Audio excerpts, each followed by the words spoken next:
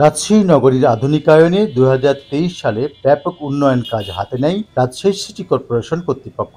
৮২২ কোটি ব্যয়ে ৩টি প্যাকেজে ৫টি ফ্লাইওভার ও ১৯টি অবকাঠামোর উন্নয়ন কাজ শুরু হয় গত ২ বছরে।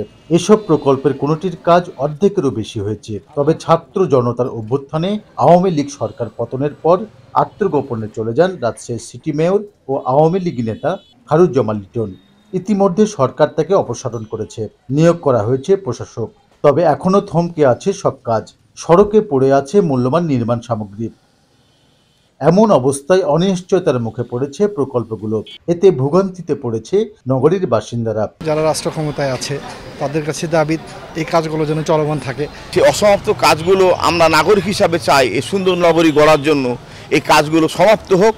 রাজনৈতিক পট পরিবর্তনের পর ঠিকাদাররা গা ঢাকা দিয়েছে। প্রকল্প এলাকায় নিরাপত্তা কর্মী থাকলেও তারা জানেন না কিছুই। ৫ তারিখে কাজটা বন্ধ আছে, এখন কবে শুরু হবে এটা আমরা বলতে পারছি না।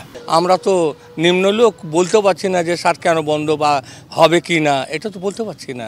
জনস্বার্থে নেওয়া প্রকল্পগুলো চালু রাখার আশ্বাস দিয়েছে সিটি কর্পোরেশনের দায়িত্বে থাকা প্রশাসক। আমরা যাচাই করে দেখব প্রকল্পগুলো যেগুলো সচল আছে, যদি জনস্বার্থে হয় সেগুলো আমরা সবই সচল রাখবো, কারণ টাকা আছে আমার।